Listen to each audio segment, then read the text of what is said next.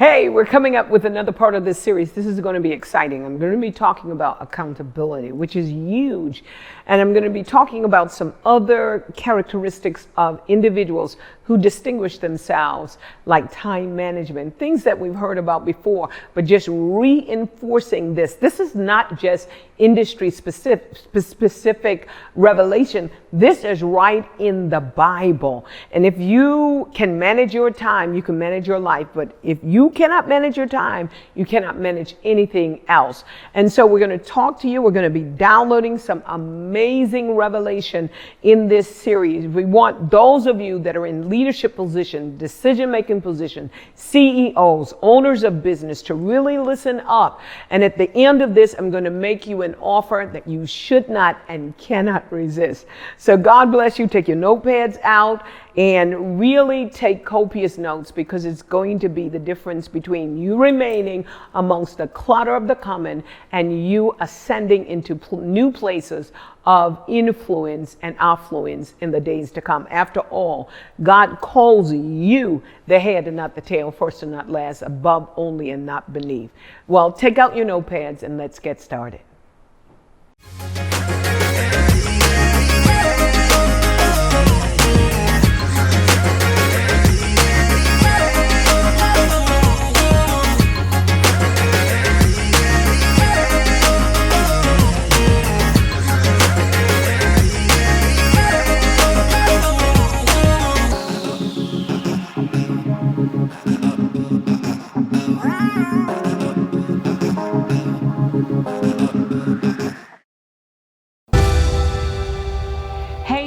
Stop scrolling for 60 seconds and listen to this word. 2020 is still your year. When God promised you breakthroughs, promotions, and abundance, you may not have anticipated the opposition, the pressure, or the crisis you would be confronted with. But it's these moments when it feels like you are pressed from every side that the greatness hidden within you starts bubbling to the surface. I want you to know that what you've been going through was not designed to take you out. Just think about that for a minute. This is a divine opportunity for you to prosper, but you have to learn how to pivot. If you can turn your pain points into prayer points, you can and will pivot into purpose. Do it now. Pray. Pray for solutions to big problems. Choose new goals that align with your vision. Trust that inner prompting of the Spirit and take the bold leap of faith to do something you've never done before. Let me tell you about End Your Year Strong. This is a 2-day leadership experience that I've designed to help you to make the necessary shifts in your life. You are going to gain cutting-edge insights through future-focused sessions that you can ride the waves of change and prosper in the midst of everything going on in this world and everything going on around you. This year, we've gone completely virtually. You probably noticed it by now. But this is a virtual experience unlike any other. We've packed 2 evening sessions with live worship, a prophetic roundtable discussion, and some of the most profound prophetic voices of our time. And I will be delivering the State of Our Union address to give you an inside look into what the world will look like in 2021 and beyond, with industry-specific strategies to help you to pivot. During the day, we have 6 breakout sessions for you to choose from, with dynamic teachers addressing everything from relationship, arts, entertainment, entrepreneurship, medicine, technology, ministry, and so much more. This virtual experience is happening on December the 11th and 12th. What I want you to do is register now at endyouryearstrong.com. That's endyouryearstrong.com. And get ready to pivot, because the world into which you were born no longer exists. See you there.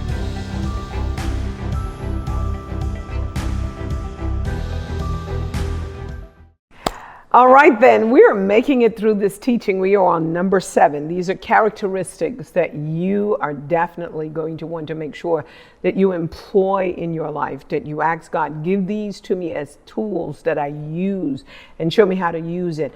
And one of the biggest tools is accountability. Here's my question to you. What happens when you remove accountability from a person's life? Well, if you have no one to hold you accountable for developing and for being able to figure out who you are, where you're going, once the accountability is taken from out of your life, you never truly maximize your potential. So that accountability is so important.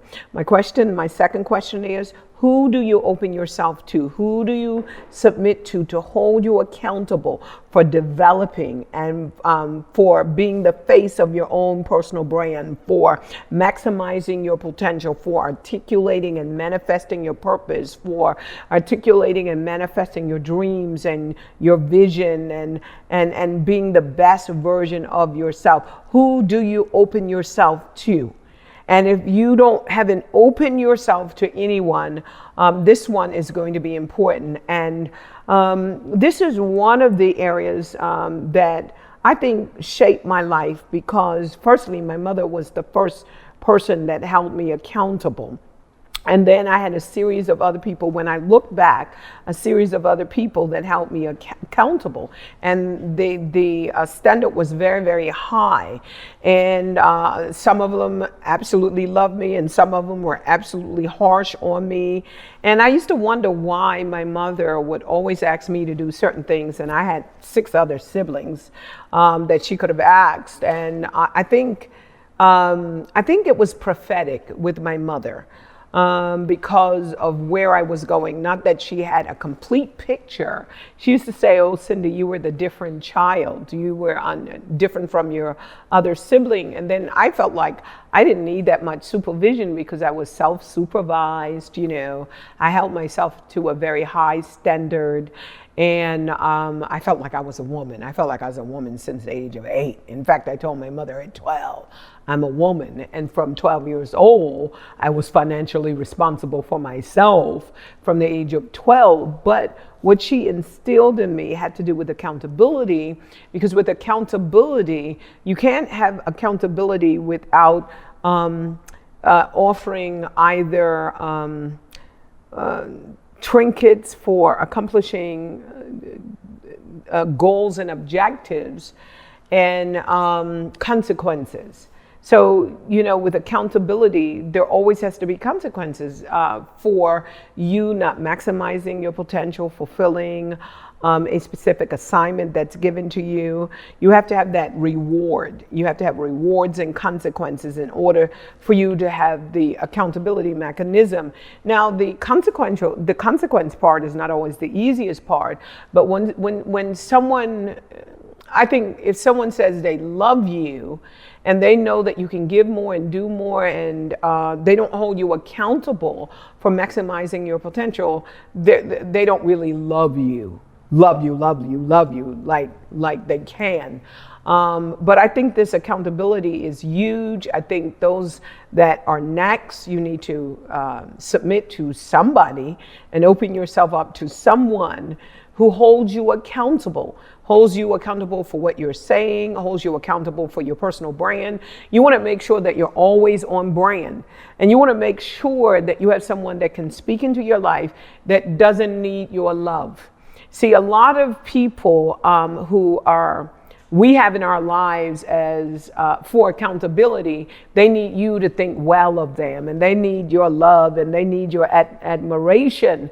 But what you need is people who already have people that admire them and love them, but they're really interested in your destiny, to the point that they would risk being misunderstood, or even you not liking them.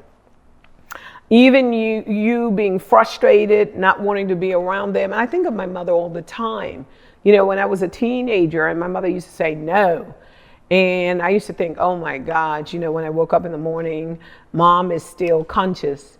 And now I've got this mechanism that is holding me accountable. Be home on time. Here's your time. I'm not, And she used to say, look, Cindy, 12 o'clock, be home. She went to sleep, and she was a light sleeper. If I came 1 minute past 12, there was a consequence. Why? And she used to say, look, I didn't want this consequence for you. You wanted the consequence for you. If you didn't want this consequence, you wouldn't have done so and so. So people, I think my mother had an understanding of this child that she had birthed was different, and this child was a special child, I'm assuming. And a lot of things that she required of me, I don't think she necessarily required of my siblings. I don't remember. But again, that is just my vantage point, and I only have my own vantage point. And you have to ask my siblings how did they feel. But I think when it comes to you developing character and living authentically, and you developing values that are internalized, you have to be held accountable for everything that you say and everything that you do. And this is why for some people, when it comes to their job, they should be fired. Because you're going to learn the value of accountability. You've got to learn your lessons. You know, you lost money, you wasted your time, you're fired. It gives you an opportunity to go back, to look at your core values, to look at your work ethics, and not feel as if someone is against you or someone doesn't like you. It has nothing to do with that. It has to do with the mechanism that God puts in place so that when you arrive at a point where you're leading, those values now are internalized. They become a part of you. You know, thou shalt not steal, thou shalt not kill. All of those things are a part of you. And one of the things that I will encourage everyone to do is something that I did specifically: invest in a mentor, invest in a coach. And, you know, I've had so many coaches over the years. We have a coaching program. Those of you that are professionals and those of you that want personal and professional accountability, I think it's one of the best programs in the world. And it's worth the investment. And usually accountability, you have to feel. You have to feel something if you are not doing what you say you're going to do. And you want to hold yourself accountable for that. The next thing, number 8, is self-mastery. After accountability, there is self-mastery that is necessary. Let me go back. Let me scale back one more time about accountability. And you see that story. I want to give you a story, a Bible story, so that you can really understand this, with Saul and Samuel. Saul was given an instruction from Samuel: do not sacrifice anything until I show up. And so Samuel was a couple of days late, and it was really to expose areas of weakness in Saul's life, but he didn't take it that way. And so when he came, now he's trying to justify and rationalize why he, sacrificed before Samuel, the person that he was accountable to, showed up. He was saying the people and the pressure, and the pressure that was under, and all I did was sacrifice. And that wasn't the issue. The issue was really understanding what God was doing, was placing this mentor, his spiritual mentor, so that the mentor can hold a mirror up to him on areas of weaknesses that could potentially compromise his future. And going back to the accountability, and I wanted to circle back, it's not about a person exposing your weakness. It's a person that is saying to you, hey, you can work on this. And if a person really believes in you, they've already seen you in your finished state. They've already seen you 20 years from now, 40 years from now, 30 years from now, what God is going to do with you. They've already seen that. And what God does is give you an opportunity just to make some adjustments in areas that has the potential to sabotage you in your future, especially as it relates to living authentically, having integrity and credibility. So I just wanted to, go back and go around the band one more time for you to really get the accountability and having someone in your life. And I have lots of people that have given me that permission. And if I point out something, they know that with my sincerity, I'm not the type of person that's trying to gather information from anyone. I'm not a details person. I don't care about that. I do care about your future, and I care enough to take my time to invest in you. So a person that is holding you accountable is actually using up the precious commodity of time to help you. And if people like that is in your life, and I want to encourage some of you need to go back to your parents that held you accountable, didn't let you go, and to go out with your friends and really made sure that you showed up in church. You need to go back to your parents and say thank you, because that's an accountability that a lot of talented people don't have. And because of that, where they could be in their industry, in their profession, they're not there. So what happens if you remove the accountability factor from out of the equation of your life development and the development of your gift? You fail to reach your fullest potential. So you need people to hold you accountable. The next thing is self-mastery. These people that are gifted and talented, they arise and they distinguish themselves as the best and the brightest. And sometimes they may not be the most gifted.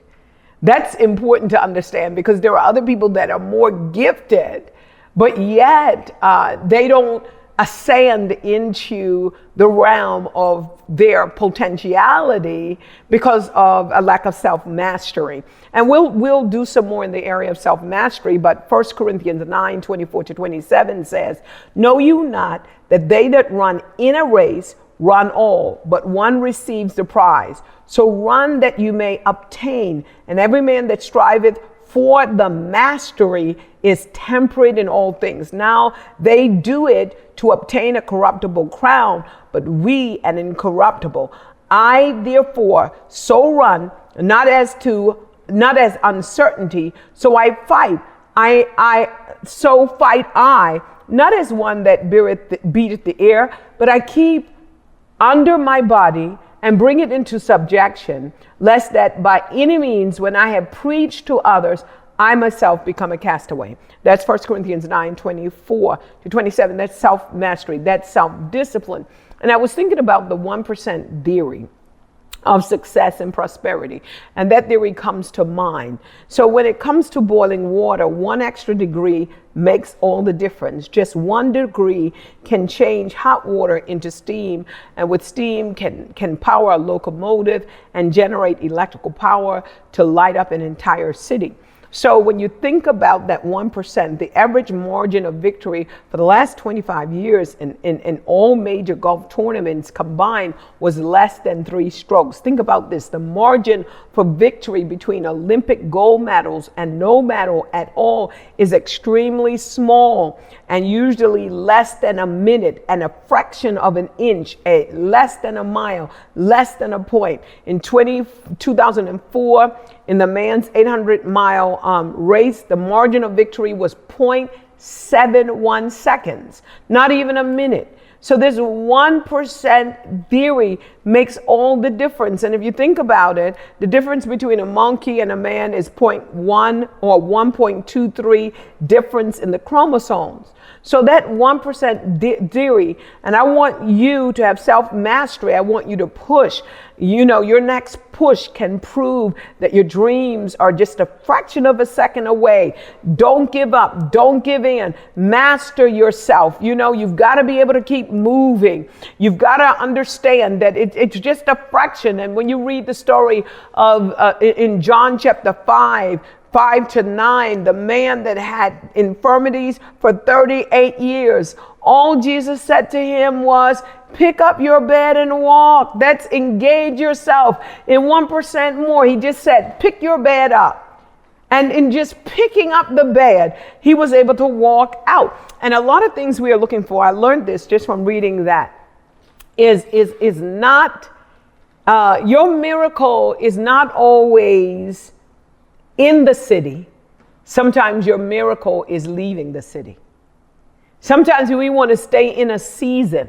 We want to stay in a relationship. We want to stay, but sometimes your miracle is not in the place. Sometimes it's leaving that place. And so for some of you, God is encouraging you to leave. I left success, and I left Bermuda. I left influence, And God told me to go to the United States of America. I immigrated here. I'm a triple minority. I'm a female. I'm an immigrant, and I'm a female immigrant, and I'm black. And so, a triple minority coming to a new country. But look what God did for me. I mean, I probably would have been the first black female premier of my nation, because I was being groomed to be, and all of that is good. But having left and not being, I'm looking at everybody else. The world might not have known me. I might not have been an author. I might not have, started Trimm Global Charities. There's a lot that I might not have done had I not left. And a lot of times, God is speaking to some of you. Leave your city, leave your country, leave what is familiar. It's that 1%, and the 1% is just making up your mind to do it. Leave your country. Well, how am I going to live? That would have been the question that Abraham asked. Sometimes, we end up in industries and we think that our profession is always going to be in that industry. I know lawyers that end up being ballerinas because they felt the prompting of the Lord. I know doctors who end up being daycare owners. They own a daycare for children. And so, you want to make sure that 1%. So let me ask you a question. What is that one thing you can do daily that can make a world of a difference, as well as completely revolutionize how you live your life? What is that one thing? Paul said, this one thing that I do. And what is that one thing that you could do? It's just that 1%. The next thing that I want to talk about, that next characteristic, is time management. Big consideration. And I could take all day, and I think that I'm going to take some time to treat this particular characteristic all by itself. And so when we talk about time management, technically speaking, you can't manage time, but you can manage your activities according to time frames. But for all intents and purposes, let's just call it time management. The psalmist wrote, teach me to number my days that I can apply my heart to wisdom. So time is heaven's commodity and earth currency, and you've got to treat it as such. And so when you manage activities according to time frame, my first question is, do you have a vision for your life? The second one is, do you have a goal? And thirdly, how are you managing your time? How are you investing your time? Are you investing it in such a way that you have an ROI?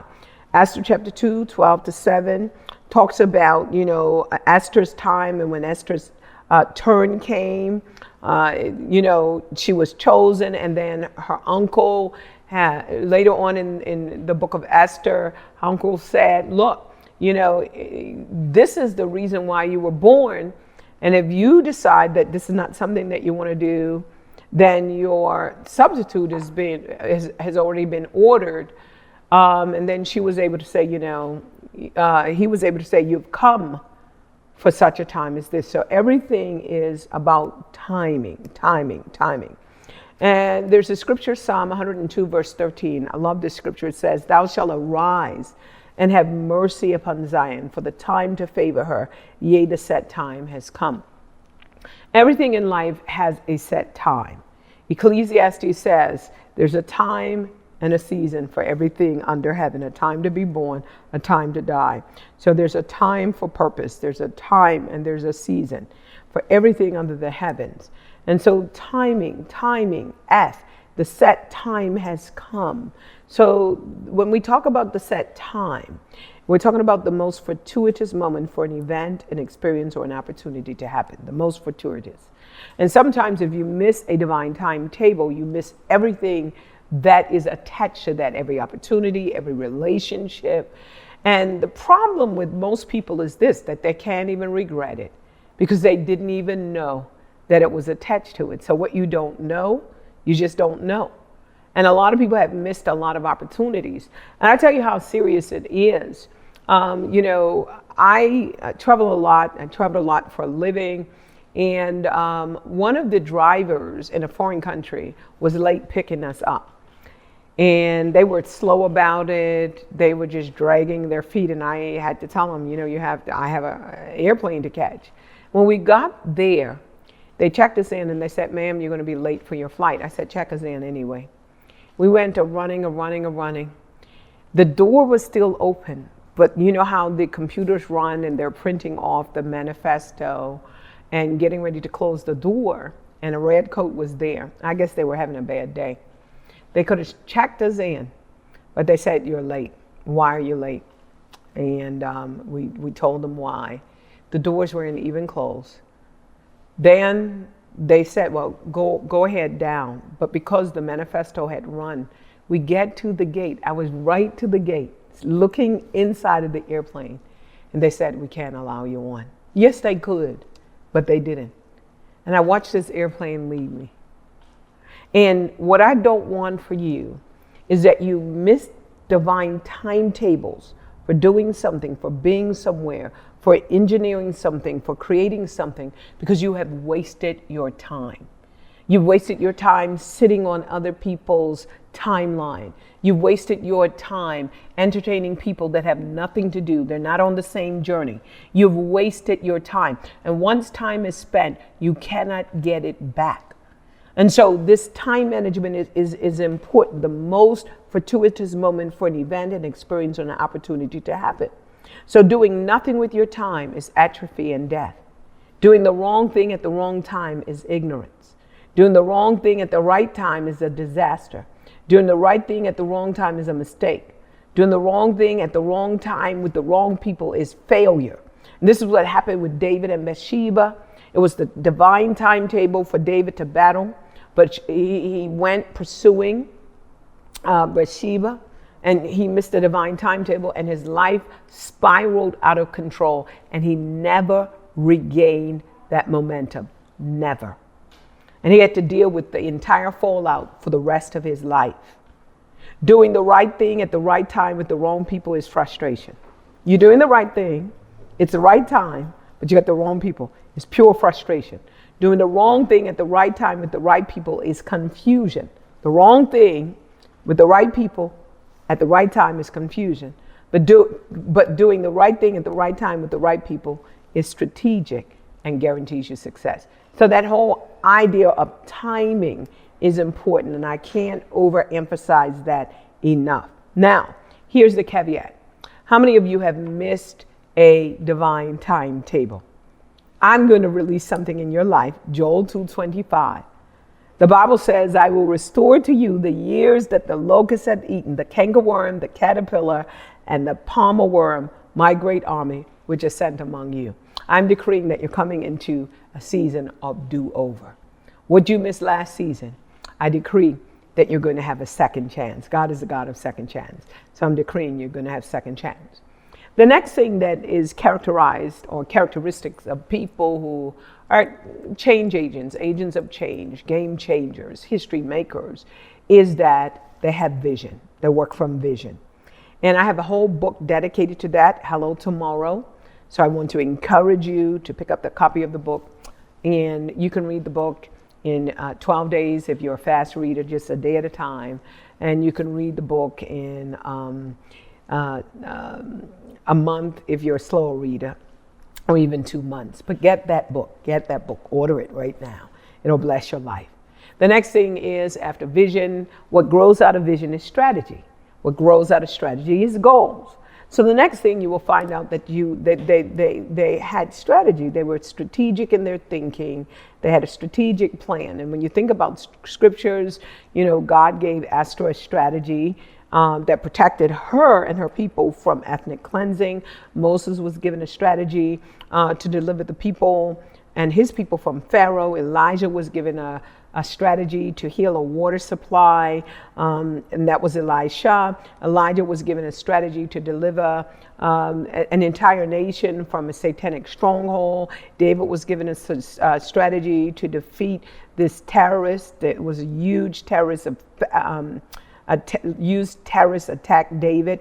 Daniel was given a strategy where he can really rise to the top of the level, experience political success in Babylon.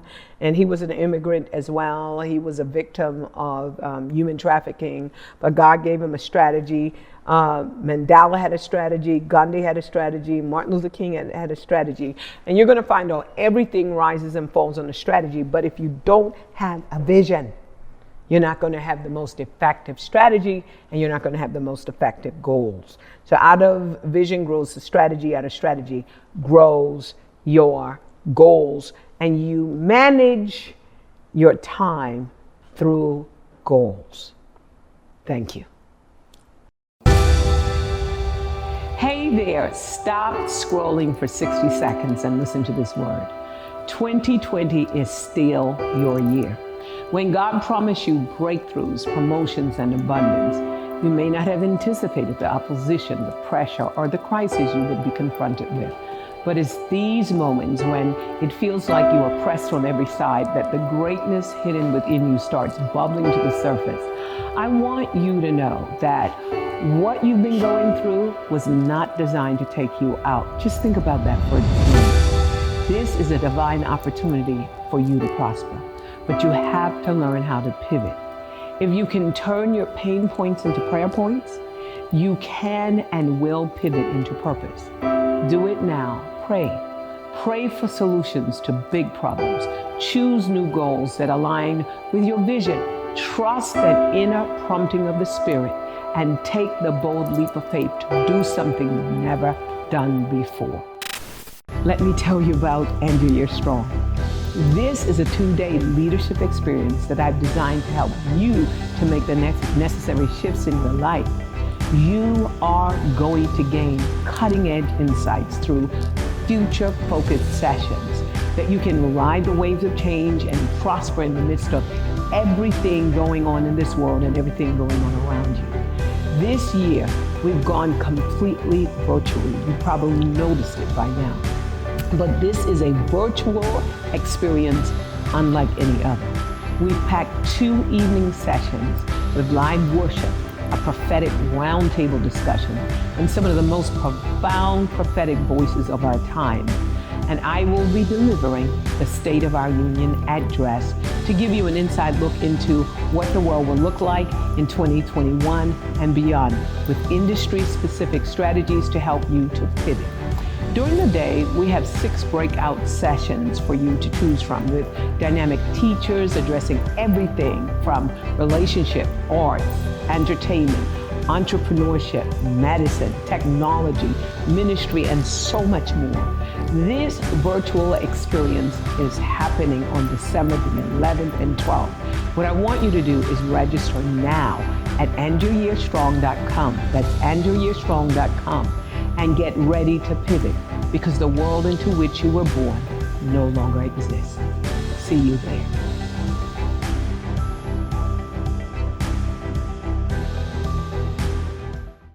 Hey, let me ask you a question. What does Oprah Winfrey and LeBron James and the Dalai Lama have in common? Vision, you got it right. I remember writing my first vision, but I remember what vision feels like growing up in poverty and having an opportunity to sit with myself to get these downloads. Back then, I didn't know that they were God, but obviously they were God. And God showing me what my future could look like, at least I could see. And I think that was the driving force in my life. Vision, I wrote a whole book on vision. If you don't, and if you didn't get a copy of that book, hello tomorrow, and let me encourage you to get it. Why this is important for me, because I probably would have remained in the realm of poverty had it not been for vision. A lot of people today are suffering from possibility blindness, but that does not have to be you. I look back at my life, I had so much potential, and sitting down writing my first vision, I remember how long it took me because there was no real books out there at that particular time. And we've written so many books, and I pray that you would take me up on this offer. Number 1, take me up on the offer of going on Trimm International's site and allowing me the opportunity to become that accountability mechanism in your life. We have coaching, we have a mentorship program specifically for women, and there's so many things that we can offer.